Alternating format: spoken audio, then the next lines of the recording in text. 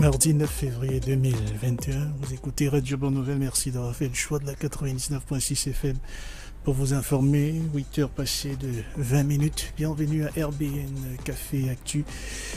Nous serons ensemble jusqu'à 9h et bien sûr pour commencer cette émission, nous allons tout au long de ces 40 minutes vous entretenir sur les problématiques liées à la jeunesse puisque l'occasion s'y prête. C'est la semaine de la jeunesse, nous aborderons quelques fléaux, cependant la dimension métaphysique est omniprésente et qui constitue désormais une menace de plus en plus évidente et préoccupante de la jeunesse camerounaise. Avec le chant qui s'est achevé, nous reviendrons sur le côté plus ou moins mystique qui a été dénoncé dans cette compétition, la présence des féticheurs, les incantations, les formules magiques. Est-ce que cela est de nature à dénaturer le sport et les résultats? Est-ce que l'on devrait croire à leur incidence? Qu'est-ce que les marabouts font dans les équipes nationales? Quelles sont ces pratiques sur les terrains pratiques d'avant-match?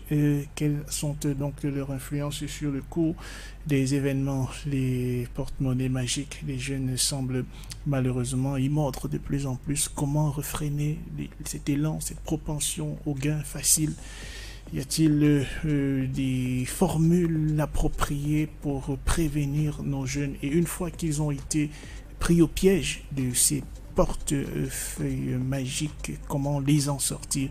Nous en parlerons au cours de cette édition. Et puis, il y a quelques jours de cela, la deuxième personnalité du Vatican était dans nos murs. Cela a suscité pas mal d'espoir et d'enthousiasme du côté des chrétiens catholiques. Après son départ, quel bilan peut-on faire? Est-ce que sa présence a contribué à faire bouger les lignes? Nous en parlons ce matin. Et le principe de l'émission, c'est de vous informer. L'information au plan local, c'est avec vous, Janine Nyongoïta. Bonjour, madame.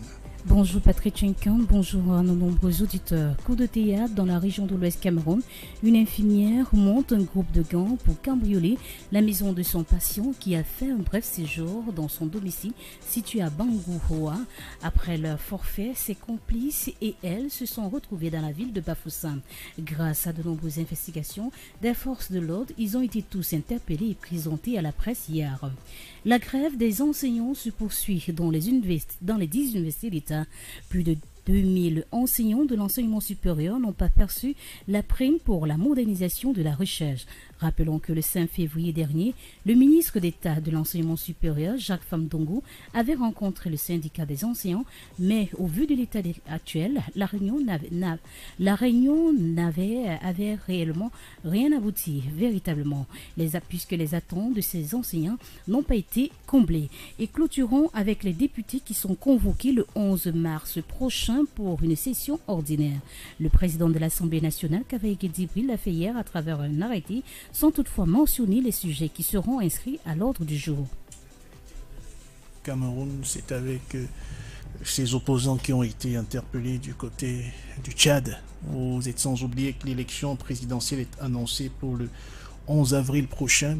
Le président Idriss Déby Itno, aux affaires depuis 30 ans, a annoncé le gain qu'il serait candidat pour un 6e mandat, ce qui a suscité le courroux d'une partie de la population, mais aussi de la classe politique. Une manifestation a été prévue, manifestation interdite par les autorités, et les opposants qui ont bravé l'interdiction de manifester, qui ont battu le pavé, eh bien ils ont été interpellés par les forces de l'ordre. Ils sont toujours gardés entre les mains de la police. L'un des principaux opposants au régime Déby a trouvé refuge dans l'ambassade des États-Unis d'Amérique. Il y est toujours d'ailleurs. Et le ton donc qui se durcit du côté du Tchad, l'on est sans ignorer que si le président Déby se présente, comme il se présentera d'ailleurs, la probabilité pour qu'il l'emporte est nettement élevée, malgré la coalition de l'opposition qui avait été annoncée. 11 partis politiques du côté du Tchad avaient annoncé qu'ils feraient front commun pour affronter le cas échéant la candidature d'Idriss Déby Itno. Eh bien, le président Déby sera candidat et l'opposition qui est manifestement aux abois. Tout à côté du Tchad, la Centrafrique, le corridor entre Garoua-Boulaye et le Bangui reste toujours malheureusement bloqué, un blocus qui pourrait aboutir à terme à de graves pénuries en termes de ravitaillement du côté de la Centrafrique. Rappelons que l'essentiel du ravitaillement en vivres de la Centrafrique se fait à partir du Cameroun. Donc aucun accord n'a jusqu'ici été trouvé entre les groupes armés qui opèrent notamment dans la ville de Bouar et le gouvernement centrafricain pour permettre l'acheminement des denrées jusque à l'intérieur de la Centrafrique. Donc c'est un peu plus de 600 camions qui sont depuis le mois de décembre bloqués du côté entre la frontière, au niveau de la frontière entre le Cameroun et la Centrafrique, créant un véritable imbroglio à la fois économique, mais une dimension qui pourrait s'étendre sur le côté alimentaire et sanitaire. Bien sûr, nous vous en parlions hier. 1 million de doses de vaccins qui avaient été importées par l'Afrique du Sud pour procéder à la vaccination de sa population. Et bien, après une contre-expertise par les médecins et les scientifiques sud-africains, il a été prouvé que ce vaccin était efficace qu'à 22%, donc pour les formes légères, et pour les formes graves, l'efficacité débordait à peine 10%. Mais bien hier, le Premier ministre britannique, Boris Johnson, puisque c'est dans son pays et c'est une entreprise britannique qui conçoit et met en œuvre ce vaccin, est monté au créneau pour dénoncer ce qu'il considère comme de la calomnie et du sabotage du vaccin AstraZeneca. Il s'est drapé d'une blouse blanche, M. Boris Johnson, dans un laboratoire, essayant de convaincre les Britanniques que ce vaccin était tout à fait efficace. Rappelons que même à l'intérieur de la Grande-Bretagne, le vaccin n'est pas inoculé aux personnes âgées de plus de 65 ans, dont l'efficacité est relativement modérée. Alors que fera l'Afrique du Sud de ce vaccin? La question reste entière. Au-delà du continent, le procès en destitution de Donald Trump après son départ s'ouvre aujourd'hui. Les démocrates déterminés à faucher la carrière de Donald Trump, dont l'ombre politique plane encore sur la politique américaine. Si cette destitution était actée, cela réduirait complètement à néant les possibilités de Donald Trump de pouvoir se représenter comme il a annoncé dans 4 ans. Cependant, l'issue de ce vote semble certain, étant donné que une large majorité de républicains est farouchement opposée à cette procédure de destitution. Pourtant, il faudrait 2 tiers des représentants pour que cette destitution soit actée. Donc Trump, bien que loin du bureau ovale, reste toujours manifestement le maître du jeu politique aux États-Unis d'Amérique. Et terminons cette session d'information par ce qui se passe du côté de la Birmanie. Il y a quelques jours de cela, les militaires ont décidé de prendre le pouvoir. Ils ont mis à l'abri, et bien sûr en prison, la dirigeante du pays, Aung San Suu Kyi, prix Nobel 1991. Ils ont établi hier, annoncé, décrété la loi martiale, ce qui signifie que désormais ce sont les militaires qui assurent la sécurité de la nation. Donc c'est un niveau on est monté d'un cran en matière de dictature. Le peuple a décidé de ne pas se laisser faire après avoir marché hier et avant-hier. Ils ont décidé de procéder non seulement à la désobéissance civile, mais aussi à braver cette loi martiale. Donc le bras de fer est annoncé pour être particulièrement dur du côté de la Birmanie. La communauté internationale est inquiète. Il pourrait y avoir des affrontements sanglants. 8h passées 30 minutes sur Radio Bonne Nouvelle. Merci de nous faire confiance. Dans un instant, nous recevons le pasteur Élie Bertrand Tchabda, avec lequel nous allons évidemment ébaucher les sujets annoncés à l'entame de cette édition. Merci de faire confiance à Radio Bonne Nouvelle. On est ensemble jusqu'à 9h.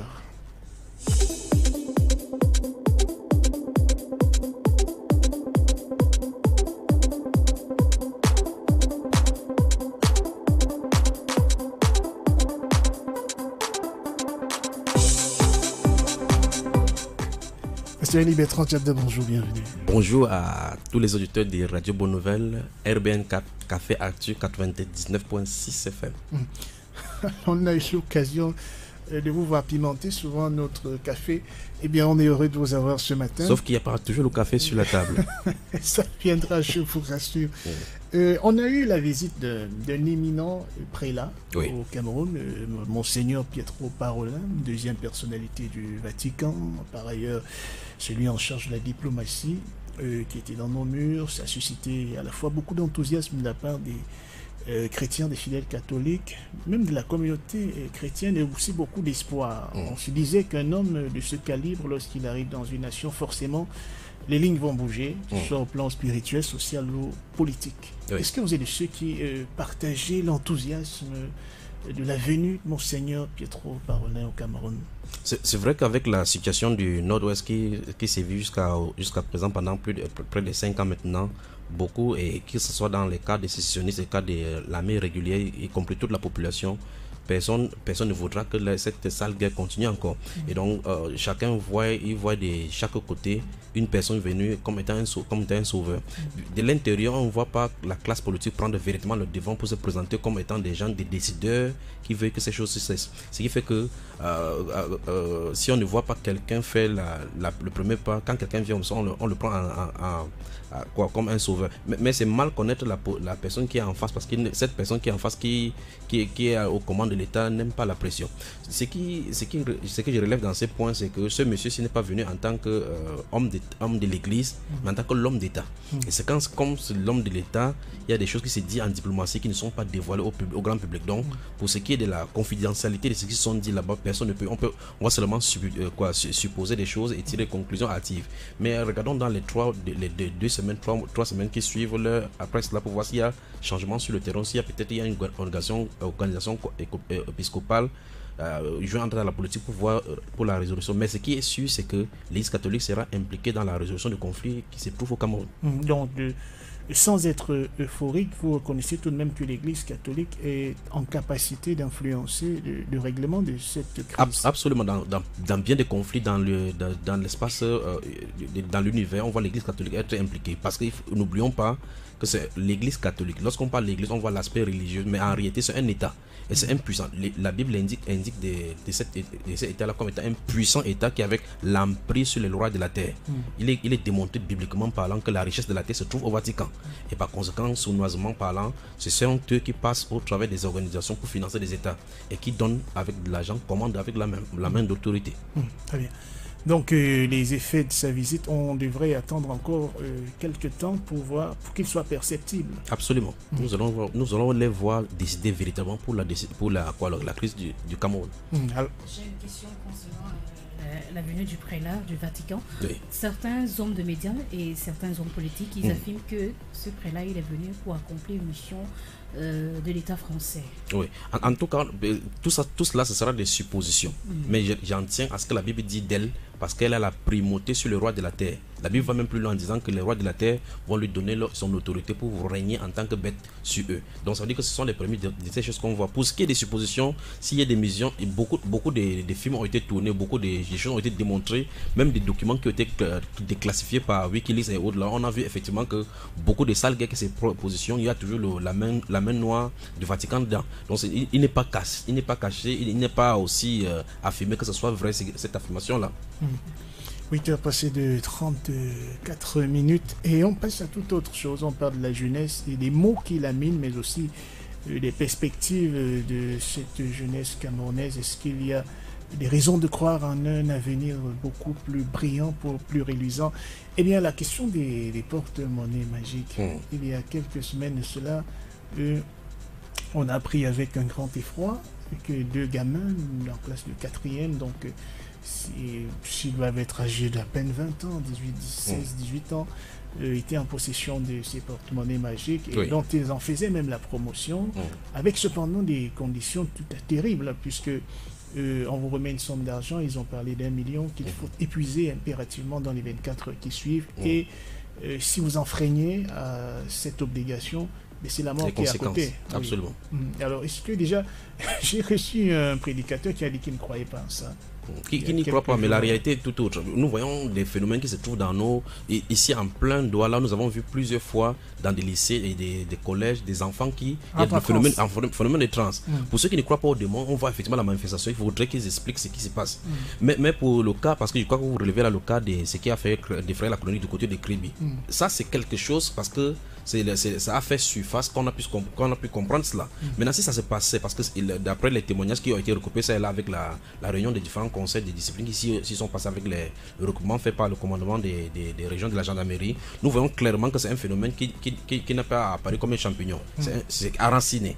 Et si c'est enraciné du côté de Kribi, qu'en est-il donc d'autres établissements? Parce qu'en réalité, ça ne peut pas apparaître comme un champignon. C'est justement parce qu'il y a eu une alerte des morts ou bien un non-respect des clauses que ça a fait surface. Combien en sont touchés? Et avant de continuer, c'est la façon d'entamer, de résoudre ces problèmes, c'est pas les conseillers d'orientation et même les professeurs qui me fait rire. Parce qu'en réalité, un phénomène physique, et on amène la gendarmerie. C'est vrai qu'il y aurait l'enquête pour établir les responsabilités des uns et des autres, mais un phénomène spirituel qui touche à la mort et qui touche l'âme est du domaine du clergé ou bien encore des pasteurs. Ça veut dire qu'ils devraient être impliqués radicalement pour pouvoir éradiquer cela. Ça touche donc le phénomène du fondement, l'abandon de la foi. Parce que lorsque Dieu n'est pas quelque part, il y a la présence du ténèbre. La Bible déclare dans le livre des psaumes que effectivement que Seigneur est égal aux élans, car les lieux sombres du pays sont pleins de repères des brigands.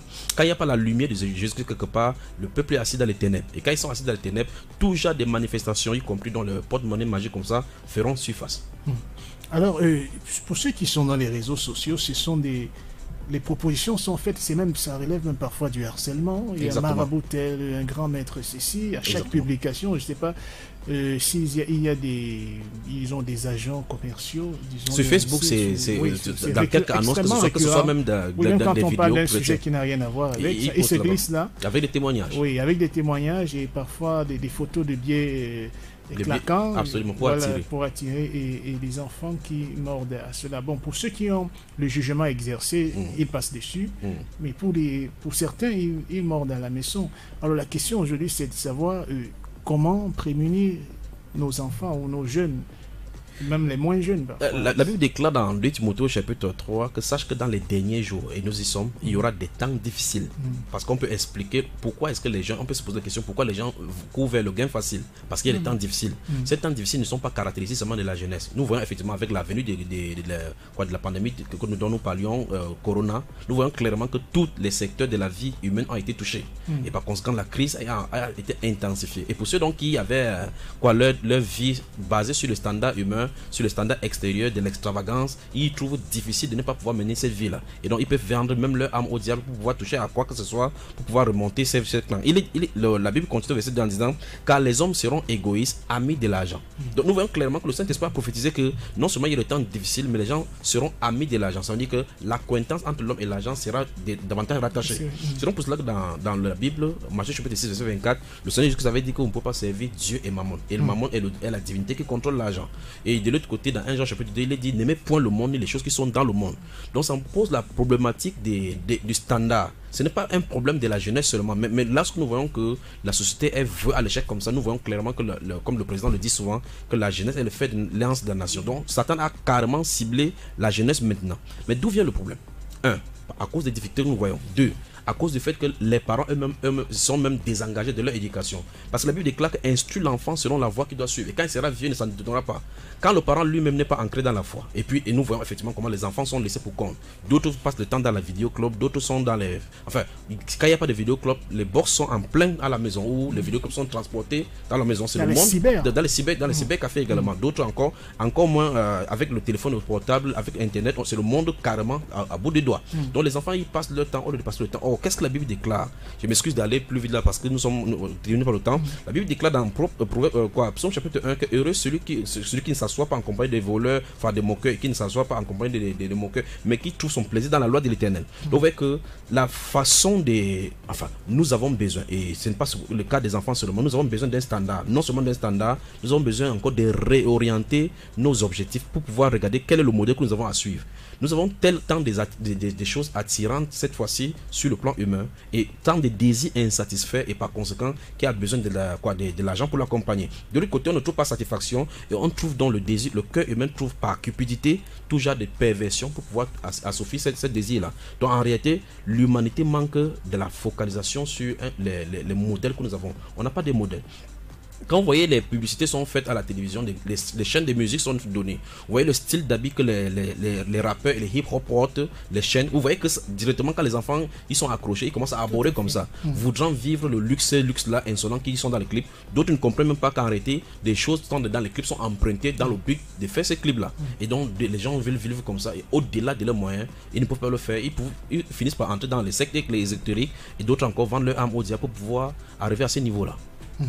Alors, la question aujourd'hui est de savoir, est-ce qu'il y a des moyens pour réfréner, pour ralentir ce phénomène, surtout parmi les jeunes? Parce qu'on suppose que les personnes d'un certain âge ont le jugement exercé et connaissent les tenants et les aboutissants de ces choses-là. Mais les enfants qui vont par naïveté, est-ce qu'il y a des moyens? Qu'est-ce qu'il faudrait faire aujourd'hui pour les tenir à distance de ces porte-monnaies magiques? Je crois qu'avec le niveau des ténèbres et des pressions des ténèbres que nous nous trouvons maintenant, il n'y a que les intercesseurs, des intercesseurs par le Saint-Esprit pour amener ces choses-là. Il n'y a pas d'éducation pour pouvoir amener les gens à la repentance. Il y a la puissance du Saint-Esprit pour pousser les gens à se repentir. Dans le livre des Proverbes, chapitre 28, verset 4, la Bible déclare que ceux qui abandonnent la loi louent le méchant. C'est ce qui est écrit. Ceux qui abandonnent la loi louent le méchant. Et la Bible révèle que le méchant, c'est Satan. Donc, automatiquement, lorsqu'on abandonne les Saintes Écritures, à cet instant, on sert le diable. C'est ce qui est dit là-bas. Et par conséquent, le fait qu'on est abandonné, on est ancré dans le satanisme. Comment on fait pour en délivrer là-bas? Ce n'est que le Saint-Esprit.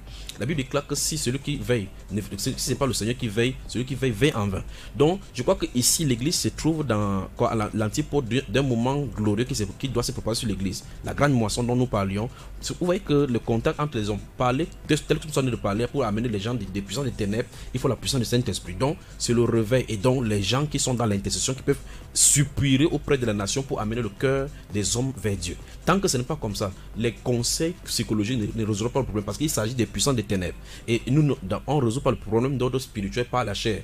Tout comme pour le cas des cribis là dont il est question avec le porte-monnaie magique, quand bien même cet enfant là sera enfermé à la maison, on va le discipliner, il sera calme, l'esprit, parce qu'il y a les rituels qui sont faits, l'esprit qu'il a déjà contacté, il va falloir couper le lien avec l'esprit. On ne conseille pas le faire, il faut la puissance du Saint-Esprit. Donc en réalité, ce qu'il faut à cette génération, c'est le Seigneur Jésus-Christ véritablement. Or, il ne s'agit pas de Jésus-Christ littéraire, il s'agit de Jésus-Christ qui vient avec puissance, parce que connaître Jésus-Christ effectivement, c'est connaître sa puissance. Donc c'est le rôle des chrétiens véritablement maintenant, loin de l'esprit, d'intercéder pour amener le cœur des hommes vers Dieu et amener Dieu vers les hommes. Alors, on a amené ces enfants vers des désenvoûteurs, des marabouts qui, selon eux, pourraient briser les faits des autres marabouts béninois. Oui. Bon, là, on rentre en compétition. Ce sont des collègues des là pouvoirs. Absolument. Oui. Est-ce qu'ils sont outillés pour libérer ces enfants? Le Seigneur Jésus a dit dans le livre de Matthieu chapitre 12 que si Satan chasse Satan, alors sa maison est divisée. Et il dit que toute maison qui est divisée ne peut subsister. Donc en réalité, c'est exactement ce que nous dénonçons chaque fois ici. Vous ne pouvez pas être sorcier, vous allez chez le marabout pour être délivré. Encore moins chez les prêtres exorcistes. Parce qu'en réalité, on enlève X pour mettre B. Ils peuvent résoudre le problème temporairement. Ils peuvent demander aux démons de se calmer le temps que les consciences se calment et la panique s'atténue. Mais le vrai problème, c'est que le prix de l'âme, c'est uniquement Jésus-Christ notre Seigneur qui l'a possédé à la croix par le rachat de son sang. Ceux-ci, les marabouts, n'ont pas accès à cela. Sauf les serviteurs du Seigneur ont accès au sang de Jésus. Parce que la Bible déclare qu'ils l'ont vaincu à cause des paroles de leur témoignage et à cause du sang de Jésus. Mais par conséquent, si les marabouts y vont pour pouvoir essayer de résoudre le problème, ils ne peuvent pas le résoudre parce qu'ils sont dans le même camp. La malédiction ne peut être enlevée qu'avec le Seigneur Jésus-Christ. Un marabout ne peut pas retirer ce que l'autre marabout a mis. En réalité, ils vont faire les échanges et les trocs et l'âme de la personne restera toujours scellée dans le monde des ténèbres.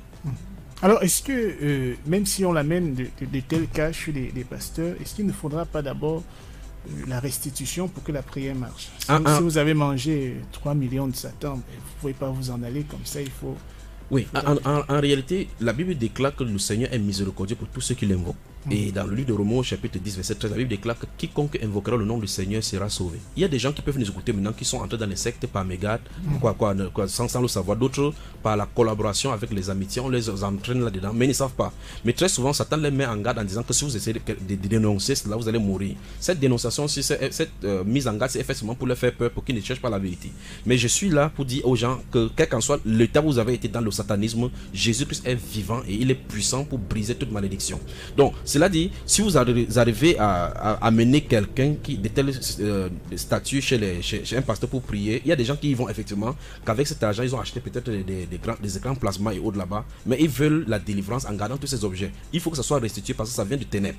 Donc, vous allez remarquer, c'est un peu comme les femmes qui vivent dans la prostitution. Ils vivent avec des petits amis, on les loue de la maison, on achète tout choses, elles sont dans le luxe, mais quand elles croient, elles veulent garder cela. Pourtant, c'est le salaire de la prostitution. C'est ce couche sur le lit de la prostitution. Il faut qu'elle s'en sépare. De la même chose, si cette personne-ci vient à Christ et qu'elle vient de la délivrance, il faut qu'elle s'en sépare. Sinon, ça sera encore les pierres d'achoppement ou encore le lien par lequel Satan peut passer pour les briser. Oui, mais là, c'est plus difficile parce que vous devez consommer 1 million en 24 heures. Oui. Si vous avez déjà consommé 10 jours, ça veut dire une dizaine de millions. Oui.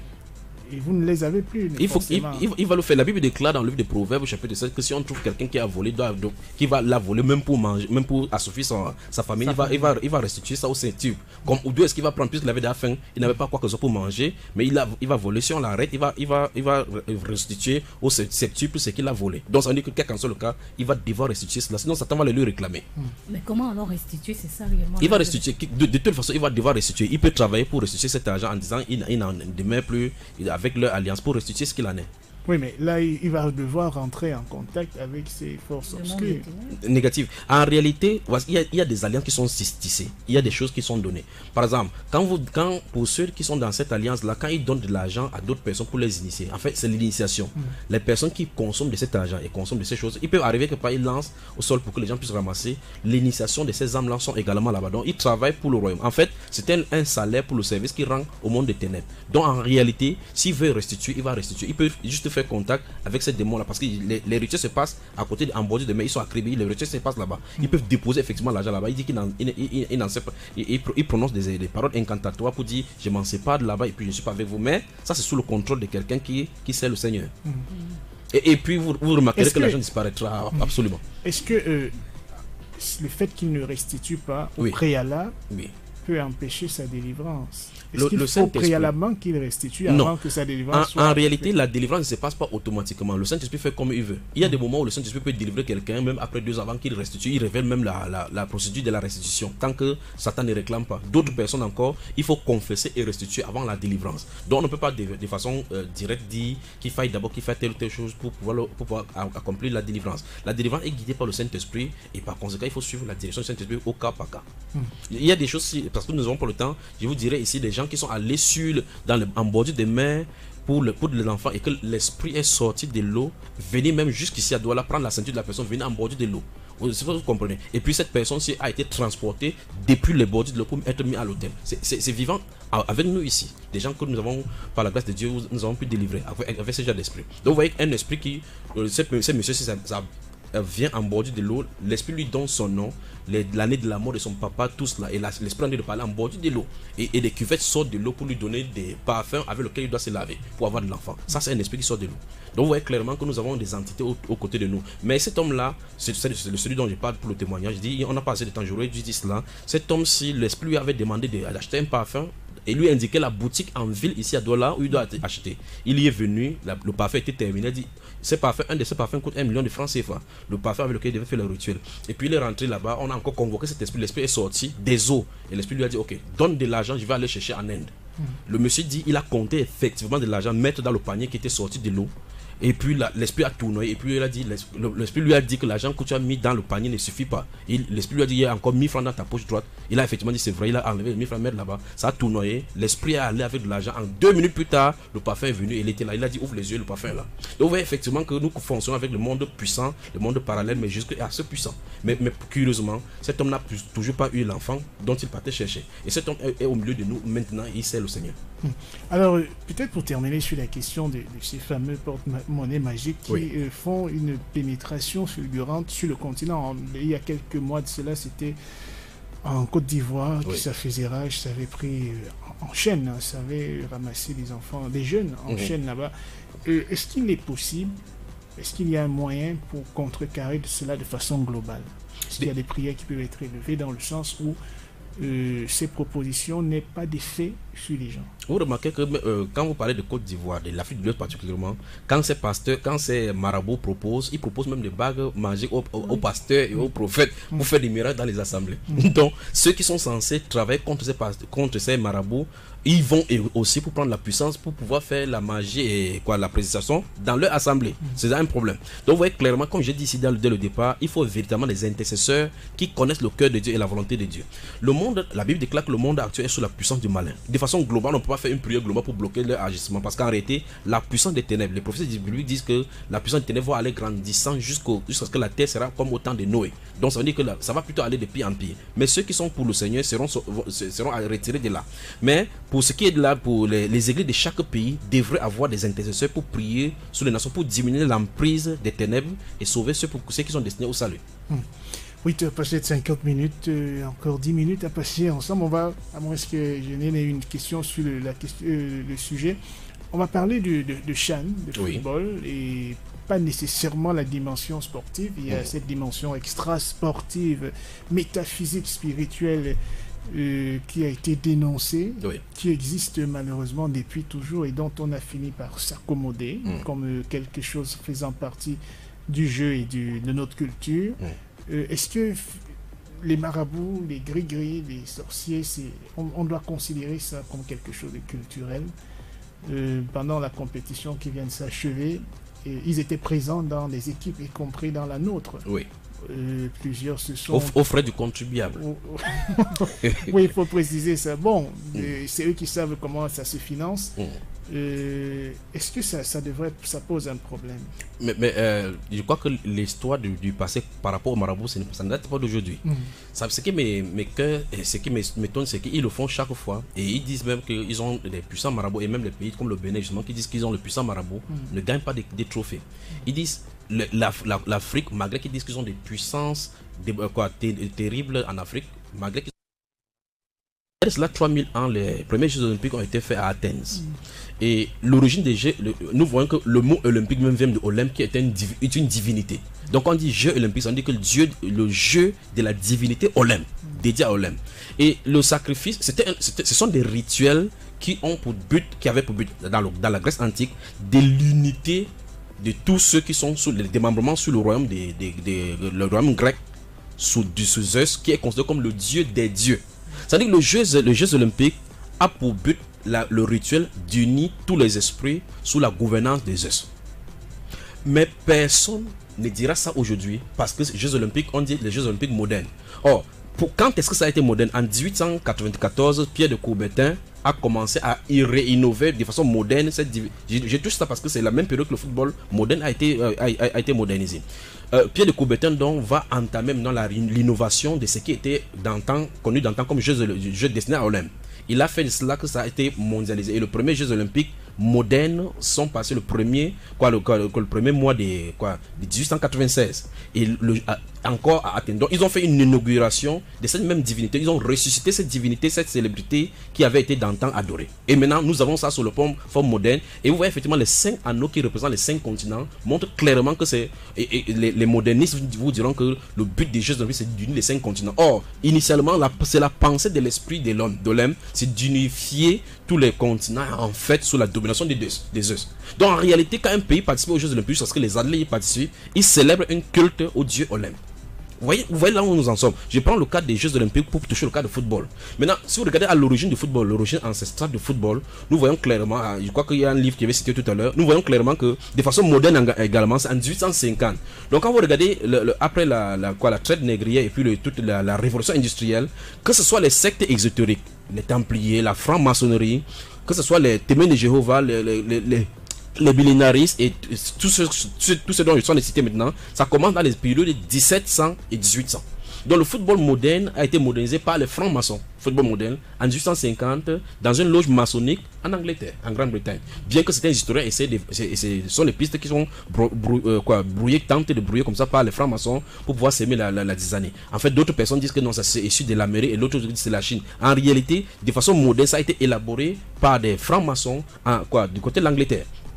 d'où effectivement le tableau vert. Si nous avions le temps, j'aurais parlé des pistes vertes qui parlent de la régénérescence. Et puis particulièrement c'est le football. C'est le football, le soccer, on appelle cela soccer. C'est le ballon avec le pentagramme dessiné, ce qui représente l'âme illuminée qui est bottée par le membre inférieur. On dresse toute la conscience et rabaisse toute la conscience humaine pour que toute l'énergie soit canalisée vers le ballon rond, vers l'âme illuminée. De telle sorte que l'énergie cosmique est régénérée par tous ceux, et si c'est télévisé encore, c'est des milliards de personnes qui y sont cramponnées et vibrent leur âme pour soumettre leur âme au grand architecte de l'univers. Donc ce sont des rituels. Et pour cela, je crois que le livre du célèbre professeur français Philippe Vilmos, le titre c'est Le Dieu football, ses origines, ses rites, ses symboles, c'est une bonne œuvre à lire qui est parue en 2016, en février 2016. Dans ce livre-là justement, il appelle le football comme étant une religion et un mythe, et en partant de ses origines lointaines et sacrées jusqu'à sa déchange en jeu profane, il explique pourquoi le football suscite un tel engouement. Il dévoile pour la première fois ses rituels et ses symboles cachés, substitue de l'acte sexuel opéra du peuple. Donc en réalité, tout ce qui s'est fait dans le football, ce sont des rituels. Mais le vrai problème, comme je le dis souvent, c'est que les gens ont fait dans le passé et qui étaient des rituels. On a modernisé les choses maintenant. Les divinités égyptiennes se trouvent en plein milieu de nous. Vous voyez effectivement des acteurs américains et des musiciens américains commencent à chanter en se représentant comme les Osiris et Isis. Donc on les adore en plein award, exactement comme les adorer dans le temps. Mais c'est un peu comme notre tradition. Vous allez voir effectivement le Ngondo ici, effectivement, ce sont des rituels qui étaient jadis cachés. On parle des rituels, on parle des choses donc qui est réservé seulement aux initiés. Mais maintenant on commence à moderniser sous le ministère de l'art et de la culture, de telle enseigne que on célèbre les cultes des eaux, on célèbre les dieux serpents en plein air, avec la télévision, avec l'accord de tout le monde. Je crois qu'il est temps qu'on dénonce ces choses et que les chrétiens en prennent position. Non, le football, les marabouts et les féticheurs, ils ne sont pas étrangers. Ils sont pas étrangers, ils sont dans leur rituel depuis.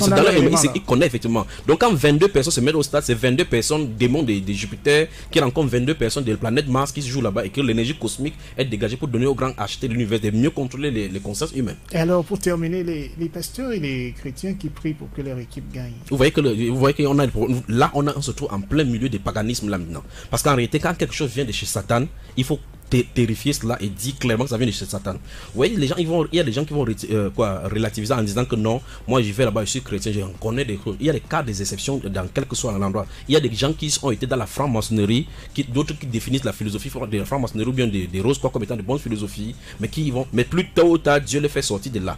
Il n'y a pas de compétition à haut niveau de sport, quel que soit le niveau. Quand on prend le yoga par exemple, vous voyez le yoga, on va avoir les différentes branches de yoga maintenant pour les femmes enceintes en disant que c'est la relaxation, c'est les techniques pour la relaxation. Mais pourtant, dès le départ, le yoga est fait pour contacter les démons de l'univers. Mais dans leurs écrits, ils appellent ça pour être en communion avec l'énergie de l'univers.